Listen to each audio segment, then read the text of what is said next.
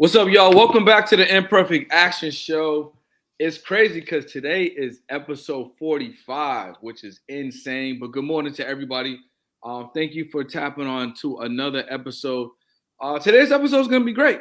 I got a brand new guest on. I love to bring fire people on. It's going to give you a fire conversation, give you a bunch of gems. This gentleman, we actually met about a week ago, right? I think about a week ago, a little less than a week possibly. But I had his mom on the show a couple of weeks ago, so it's amazing. So now we bringing more family on and things like that. But my guy Alex, now this guy, he's a genius, man. Like right now, NFTs is the wave, and a lot of people still have yet to uncover what an NFT is. And not only is he going to give you a lot of play on that at some point during this conversation, we're going to be talking about how athletes can earn more and manage their income with brand awareness, right? So first of all, brother, I want to thank you for being on the episode, man. Thanks for making the time. I really, really appreciate you, man. Welcome to the Imperfect Action Show. Hey, thank you so much, man. For one, I just want to thank you for having me on. Believe it or not, this is actually my first guest appearance on the podcast. So I appreciate it so much, man. It was a pleasure meeting you at the conference as well. And it was crazy because my mom, when she was on your show, she was like, "Hey, I'm gonna be on this guy named Brendan's show," and she sent it to me and everything. And I think I was working or something. I couldn't make the show. And then meeting you, I didn't connect the dots until like afterwards. So it was just, how it comes full circle. It's just kind of dope, man. So I appreciate you having me on. So basically, you're telling me I got to do a better job at branding. No, I'm not saying that. I'm not saying that.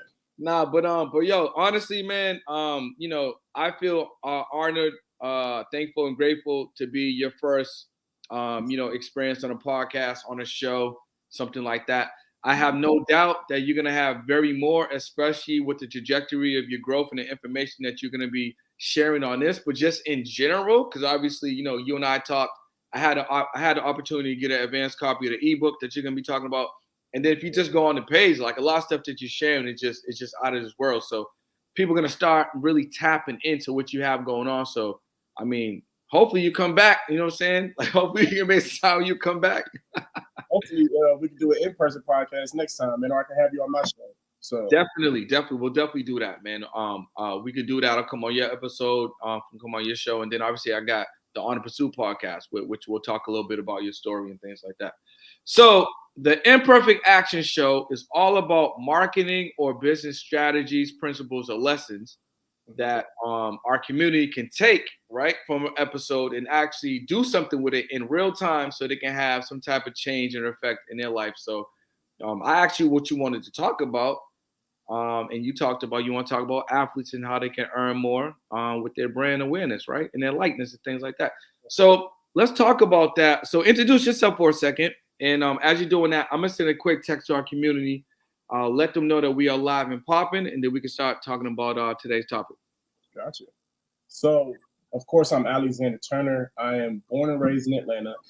If you can't already tell from my background, I've always had like a love and passion for sports, but I actually kind of stumbled into what I do now, which is, like I said, I teach college athletes brand awareness and financial literacy.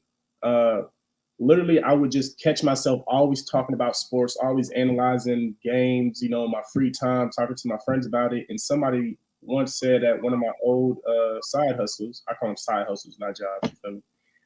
At one of my old side hustles, they was like, "Yo," it's like, just go talk to Alex. I guess somebody was trying to talk sports, and it's like, just go talk to Alex. He knows more than I do. And like when it happened, I'm just like, dang, people are telling people to come talk to me because I know all about sports. Why not just, start my own show or start my own podcast or start my own business talking about it? So that's kind of how Sports Talk with Turner came into fruition. It originally started off as just like a highlights type page. And then, like you said earlier, you were on with my mother a few weeks ago, and we have a family company where we essentially teach people financial literacy. Which I think is fire, by the way.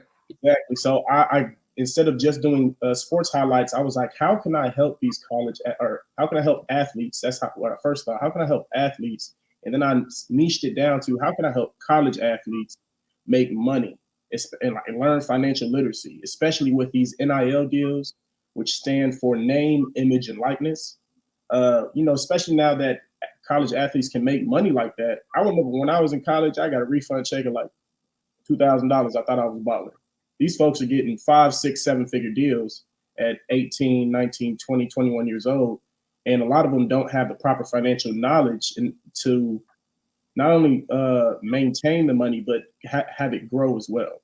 So I was like, what can I do to essentially help them? And that's kind of how the brand awareness and financial literacy aspect came into play. Well, first of all, I got to commend you, bro, and champion you because, like, what you're doing, you're definitely bringing more awareness to an area that needs it. Mm-hmm. You know what I'm saying? With so many athletes, millions of athletes in our country every year that are playing a sport that they love, and let's face it, the majority of them are being, they're being used. They're being used. They're being exploited. So much money, multi-millions of dollars, billions of dollars are being made on them, and then when that career is over, they're probably going to look for a 9-to-5 in the degree that they were studying, possibly, maybe not really. They may be going to pursue what's going on in the sport international if they can't get a job here on a super pro level, if it's going to be semi-pro. But then regardless, whether they make it a lot, they don't really understand that they can make money on the other side, like off the field, off the court, things like that. So I think what you're doing is amazing and it's necessary and it's needed to get the minds of our young athletes and even our current athletes to just be thinking a little bit differently, that they can do a lot more, with that NIL potential and things like that. Exactly. Yeah. So like I said, this ain't gonna be your last podcast at all. So one thing I also want to add is that with this NIL deal, this space is very, very new. So it's like it's always a fluid, market. Like I'm learning literally every day as I go on the fly, like creating new ideas. Like believe it or not, I created I don't want to say it on here because it's still in the works. But I thought of an idea literally yesterday. I was just outside in the car, just literally had my iPad just working. I like being outside sometimes, enjoying the fresh air. Just sitting outside of my car. And I was like, yo, like the idea literally it came to me. And I was like, this right here, when I, put the proper steps, essentially I could be helping these athletes personally instead of like going to these big brands. So like I said, I don't want to go too much into it, but it's just like being in this market and seeing how new and fluid it is. There are so many things that are always changing, things that are popping up that are new, that are working, things that were working that aren't anymore. So it's a market that's definitely going to be changing. And even in 5 years from now, I feel like it's going to be totally different than what it looks like today. So 100%, man. Just for a couple things. So you saying that it brings up two things for me. One, I always find that a lot of my ideas get percolated or just come up randomly when I'm on these walks. I take a 45-minute walk every single day. So when you were just like, I'm outside and that fresh air and all that, I actually can agree with you there, because a lot of my ideas also come from me being out there in nature, being in the environment. Mm-hmm. And then number two, how things are moving, what I'm saying, like with crypto and NFT and then just like digital, what I'm saying, and the meta and all of that stuff. Plus just you actually, monetizing who you are as an individual. Mm-hmm. It's just I can see how there's no ceiling anymore.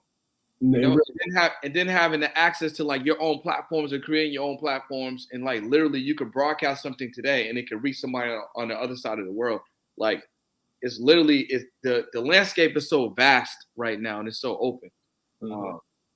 So I definitely agree with you there. So yeah, man, I'm super excited to dig into this conversation.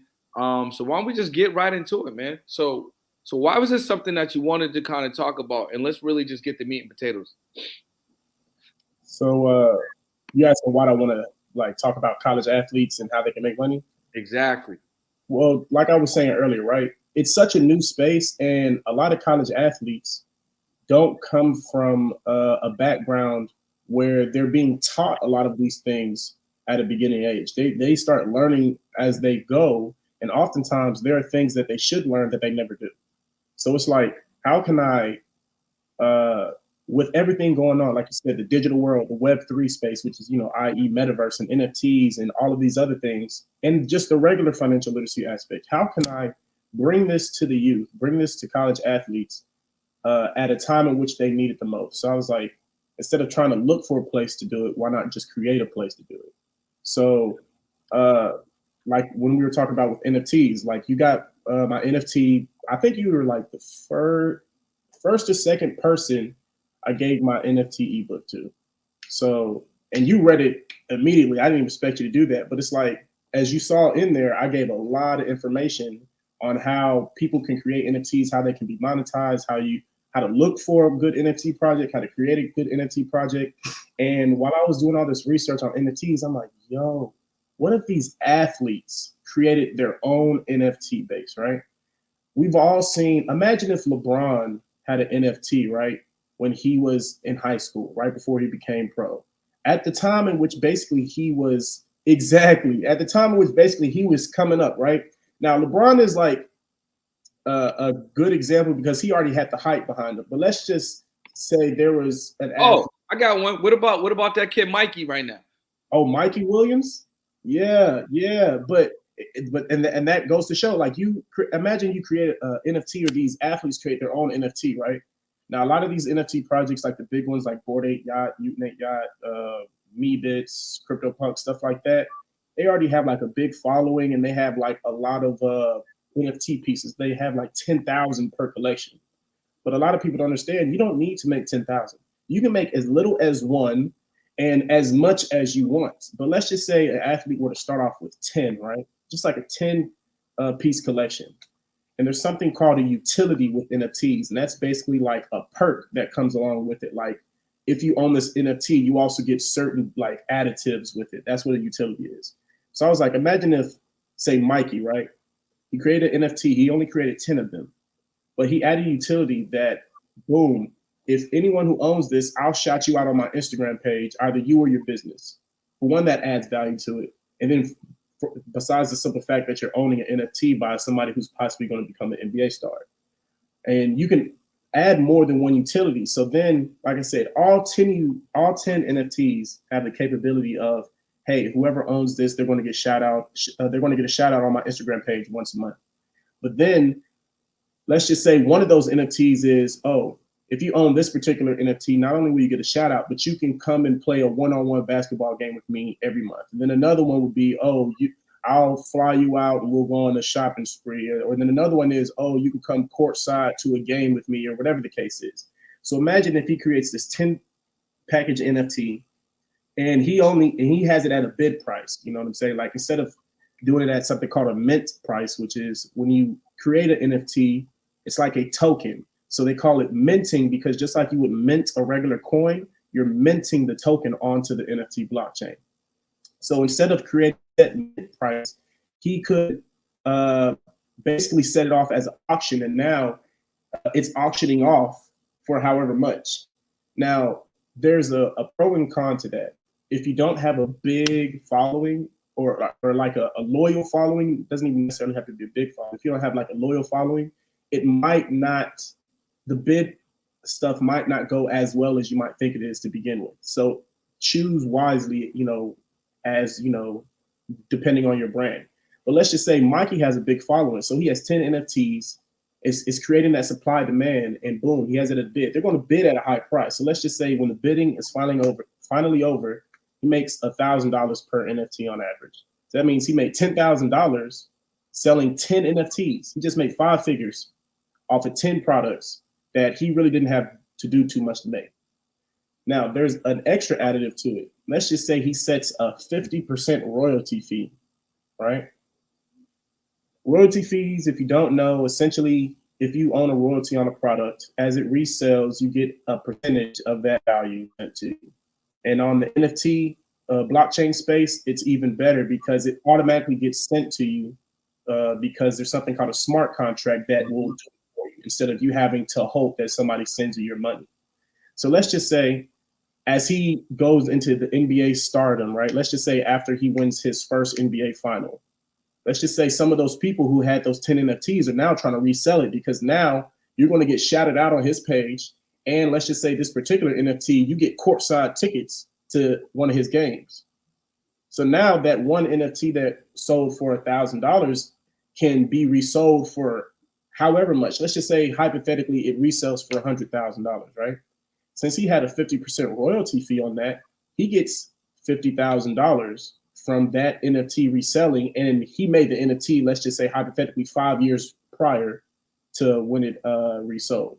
So it also creates that passive and generational income for, because it's always, each time it's resold, it's always going to send it to you. So if you just hand that down to your children, now each time it's resold, it's like a collector's item. It's just going to always be sent to them each and every time. And that's kind of how it is with these Bored Ape Yacht Clubs. Imagine how much money they're making just off resale prices and the royalty percentage, whatever royalty percentage they have on their products. Yo, first of all, if you guys miss any of that, you're gonna have to go back and rewind this episode because that little 3-4 minute rant that you just do out there, Yeah. that was crazy valuable, right? So Alex is talking about if you're an athlete right now, right? He gave the comparison to, like, let's use Mikey for example, right? Mikey Williams. Mm-hmm. If you're an athlete on a come up, even if you're a first year athlete in the league, you know what I'm saying? But if you're on the come up, you put a project together, it can be as little as 10. You give 10 different utilities to that project. You know what I'm saying? Whether you have a following, which Alex explained, you can do a bid. You know what I'm saying? If you don't have a following like that, you could just have your off, your open pricing. Mm-hmm. And then if they get it later, they get the minting pricing, whatever case may be. But you make the money on the front end from the sale. They all get their experiences or whatever that utility is going to be, right? You have a smart contract, right, for your royalties. So if they hold on to it for a while, get to experience that utility, and then resell it later.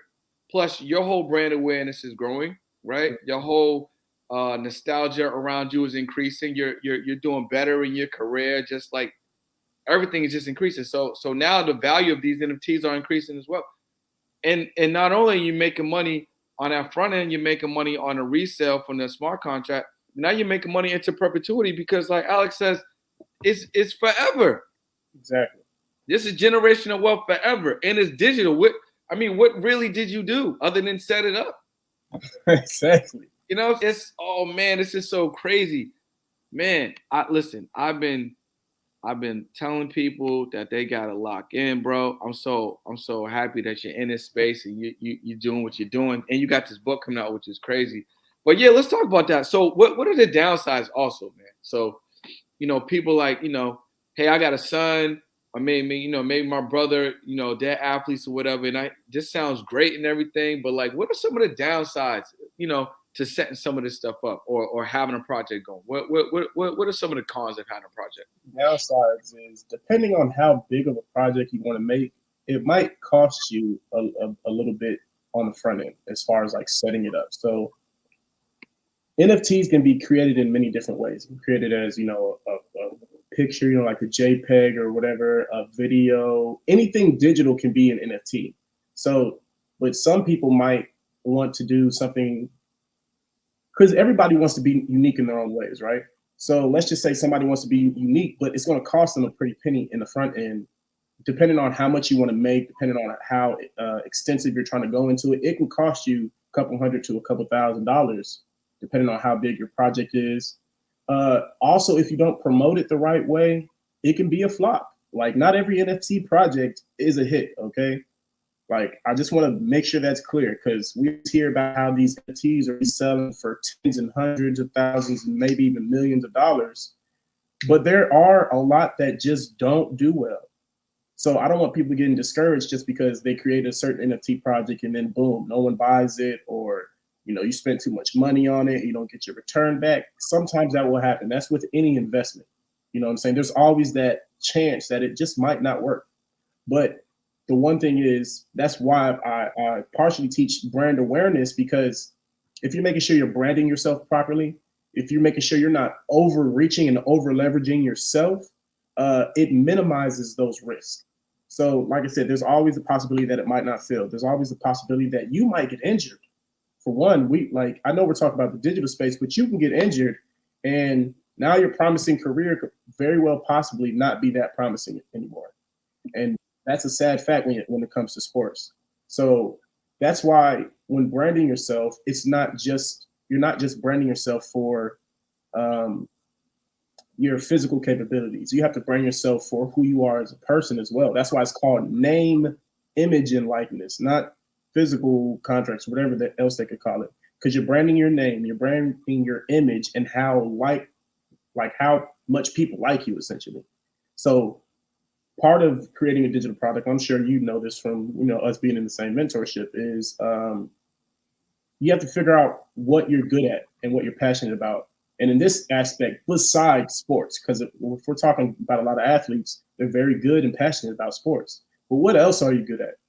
You know what I'm saying? What else can you help brand into your brand that you already have to where, let's just say, whether you get injured or you don't make the pros, what else can you do besides that?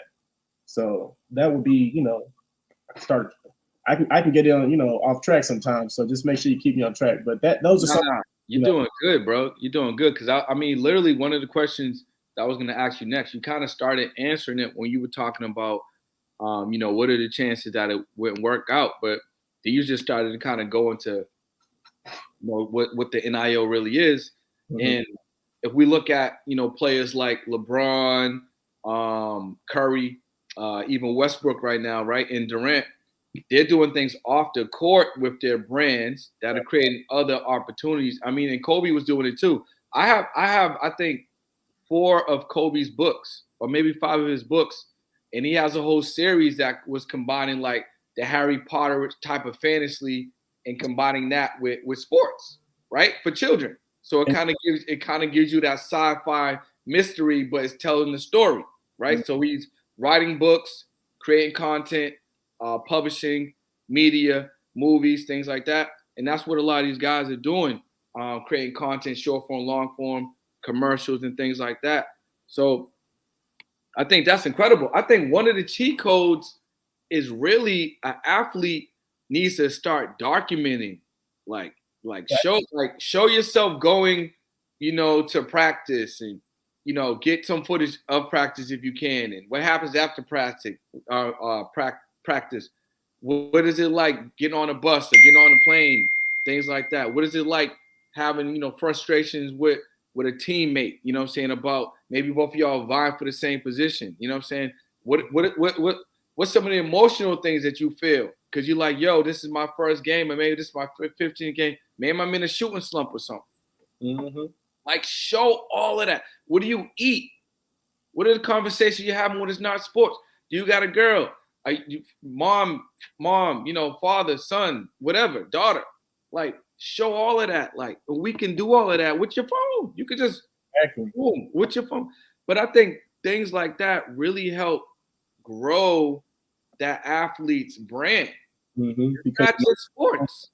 for their life and how they are as a person, rather than just what they do on the court or on the field or whatever the case is on the track, depending on what sports you're on, you do. So I definitely agree with that. Bro, that's why what you do is so vital, bro. I mean, I don't know if you thought about this, you know what I'm saying? But you got it. Like, I mean, maybe we just talk off the camera or something. But there's definitely something that you probably thought about that I feel like you should just incorporate at some point if it makes sense, and then just add that in the mix. I'll save that for offline, because what I'm saying, I don't know if that's something that you want to talk about online, but it's really the Wild Wild West right now. Like one thing I realized is this is such an untapped market on specifically what I'm doing. Like whenever somebody starts a business or a brand, they say do your market research on your competitors, right? I can't find any competitors specifically for what I do. I've looked, I've searched. Now, Mm-hmm. of course, there are big time agencies who give out NIL deals and deals, but that's not what I do. You know what I'm saying? I actually teach college athletes the actual financial literacy and the brand awareness. Mm. They go hand in hand because I'm teaching you brand awareness so you can make money off yourself, even if whether you get an NIL deal or not, or whether you're creating money just from your brand. But once you get the money, you need the proper financial literacy and knowledge to know how to manage, maintain, and help it grow. Okay, so Yeah. it's like we always hear athletes that they have these accountants and whatnot that have stole that stole millions of dollars from them over the course of years and years and possibly even decades, but they never knew. And the reason why they didn't know is because they don't know how their money works. They don't I know just how. had, I just saw a post about Rodman. Dennis Rodman. Yeah, What they happened? said let me see if I look it up real quick, just I'm like, because I know we got Rod- to show it. Let me see, Rodman, um, stolen. It was from his agent or something. It was like 27 mil or something like that. see, and that goes to them Yeah, not. he said he was scammed by his financial advisor 27 million. Yeah, it was some crazy, bro. And when they're making big money like that, they know that their checks, although they have a contract and technically, each week their check is supposed to be a certain amount. They know, especially with Dennis Rodman, fines and all this other stuff, and you living lavishly. You know what I'm saying? Like you pay an accountant to handle that for you, so you don't have to look at it. So when they see, maybe 10,000 here, 15,000 there, over the course of however many years, it might not seem like a lot to you because okay, maybe I just got fouled then, or whatever the case is, or fined then, or whatever. But that adds up over decades and decades of somebody being your financial advisor. Let me just do the math right quick. If somebody stole $10,000 a week from you, right? In a year, that's $520,000.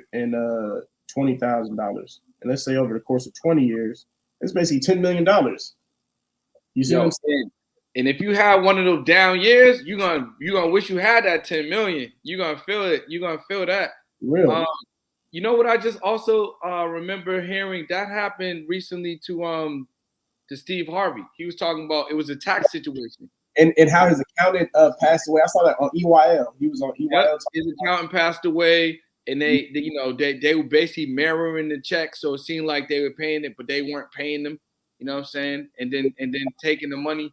Like whatever he had to pay for taxes, he would, of course, give it to his accountant, and his accountant would literally draw that exact dollar out of his account. Like he'd take it out of his account, but not pay. And I was like, that was some. And see, hearing things like this, it's like if I would have two accountants. I would have Bro, one accountant. that's sinister. That's some dirty stuff right there. I'm not gonna lie. Like, but that's what a lot of athletes go through. So that's why, especially in this digital world, it's a lot easier. Like with blockchain, because NFTs and crypto, they operate on a blockchain space, right? With some of these athletes, possibly, like Odell Beckham gets paid in crypto. Can't nobody, anything on the blockchain is logged down, and you can't change it. It's always there, and anybody can see it.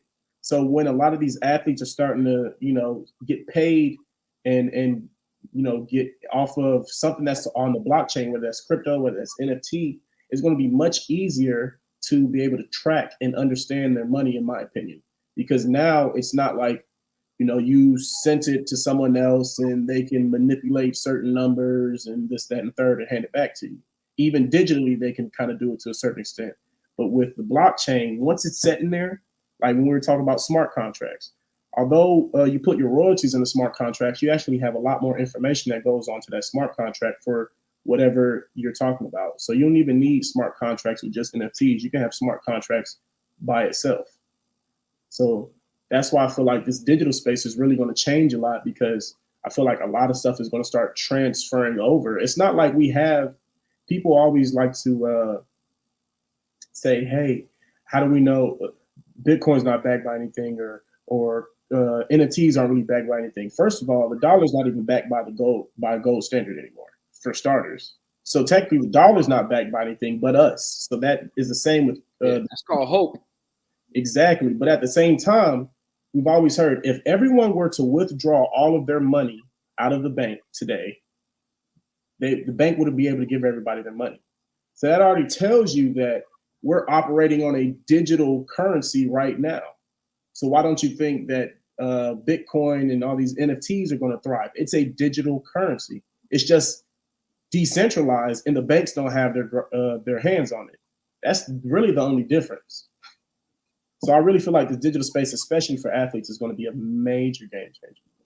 So real quick, because I don't want this to go over people's head, right? Because you're talking about how the blockchain really records the transactions, and the transaction cannot be changed. They're locked in on there.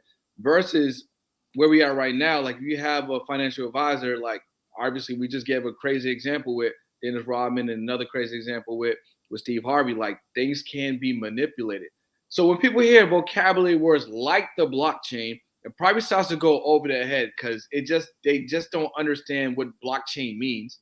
So how would you simplify that for people to understand what the blockchain is?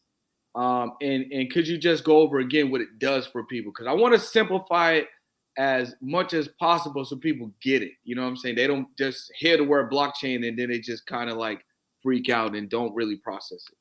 I got you. So I'm gonna give the definition that I have on my NFT ebook, and then I'll simplify it from there. So a blockchain is a distributed public ledger that uses cryptography, i.e., cryptocurrency in a way, to ensure the record is practically immutable. The idea was created by an anonymous programmer that goes by the pseudonym Satoshi Nakamoto, and its underlying technology that makes peer-to-peer Bitcoin transfers possible without the need for financial institutions to verify transactions. So essentially, a blockchain is literally a whole bunch of digital chains. It's like a chain link, but digitally. It's like and just like when they say when you upload something to the internet, it can technically never be erased, even if you delete. That's essentially what a blockchain is on a much more advanced level, to where you store information, and information and money can be sent through a digital. It's kind of like a digital highway of sorts, but it never gets deleted. So it always leaves a trail behind it, if that makes sense. I don't know if I was able to simplify that, but it's a Yeah, I mean, yeah. It basically it's gonna literally leave a list, a digital list of everything that happened up to every transaction. So correct. like without the blockchain, if Alex was like Brendan, go make a deposit. Between Alex giving Brendan the money to make the deposit, I can manipulate that in a way to which make Alex thinks that I actually made the deposit, but I can actually keep the money, deposit, don't deposit, deposit over here. I can write a fake invoice, a fake deposit slip.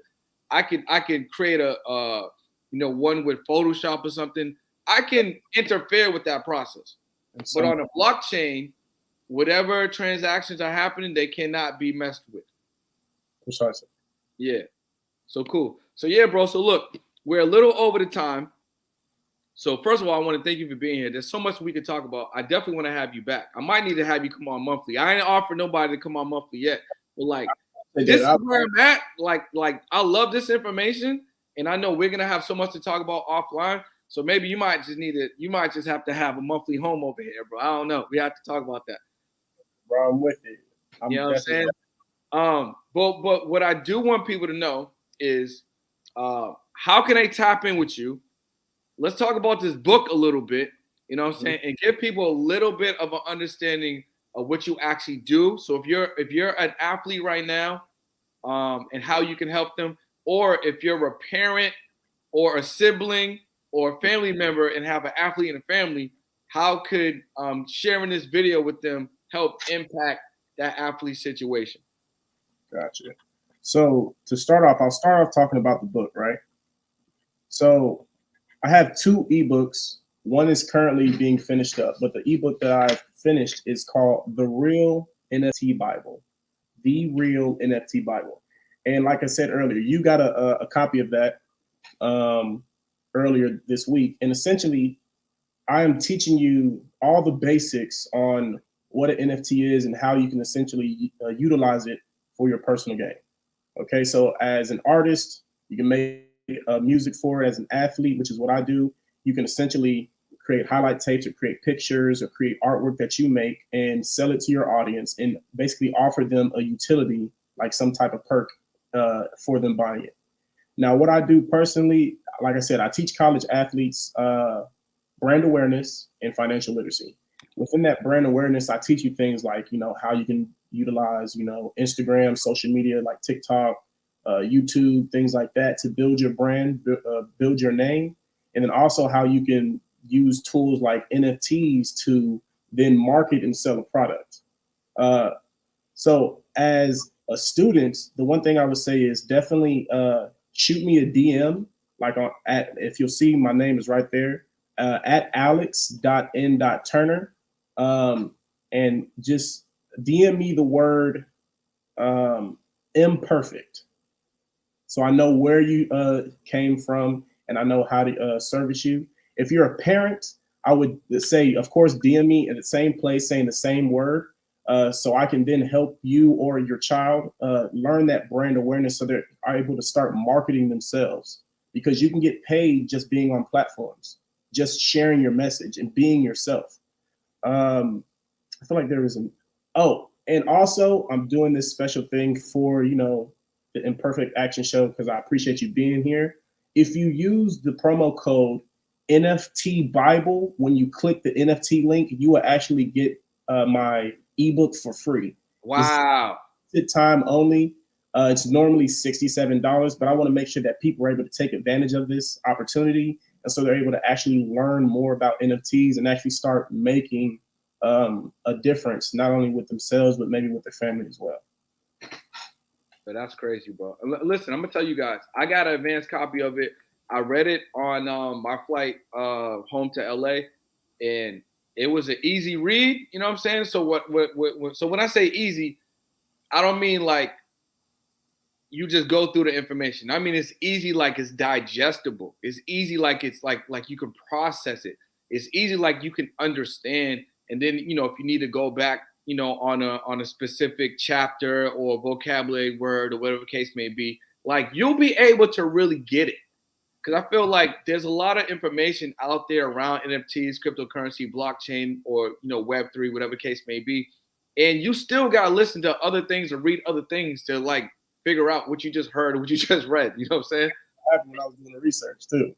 100%. And I feel like the real NFT Bible is one of those books, one of these ebooks right now that actually is ahead of the game, where like it's breaking it down as you're reading it. You know what I'm saying? So being able to get it for free with that code NFT Bible is ridiculous. And what I'm gonna do is I put the link below. So if you're watching live, it's gonna be available as soon as the broadcast is done. Just go right to YouTube. You'll see the link below. If you're watching the recap, the replay right now is there right now. So make sure you click below, and I'll take advantage of it. Use code NFT Bible and just click on the real NFT Bible link right there in the caption.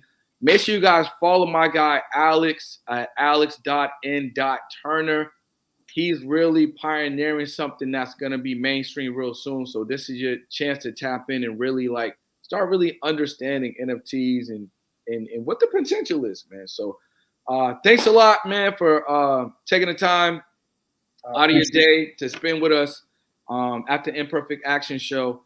I definitely, we're going to be talking a little bit more. I definitely want to bring you on next month for sure, because I think there's just so much more that you can share and give to the people, man. But any final thing you want to say or share besides, y'all, the Hawks ain't going to make it to the finals? Oh, man. Well, the first thing I have to say is Brendan is currently delusional with that statement. Okay? Everything else before what he said, he was of sound mind, but that statement was false. But I just want to, for one, thank you for having me on, man. Remember, don't forget to shoot me a DM in the word imperfect, because I definitely want to help you all. Make sure you grab that ebook, because look, usually people pay attention when they pay. So when you pay attention. So I don't want you all thinking that just because it's free, it's not a lot of value. Okay. It's immense amount of value in there that took me months and months to research. So make sure you grab that ebook, because I promise you it's going to once you're exposed to something, it's hard. Like you can't like trace back your mind and not know that. So make sure that you take advantage of this offer, because I promise it's not going to last long. 100%, y'all. And make sure, again, you follow Alex at alex.n.turner. This has been another episode of the Imperfect Action Show, episode number 45, which is insane. So a week from now will be episode 50. We're going to have a great guest on, and I'm going to do something crazy. I don't know what I'm going to do yet, but it's going to be crazy. So, yeah, Alex, man, thanks a lot. You and I will connect offline. This has been another episode of the Imperfect Action Show. Let's go. Peace.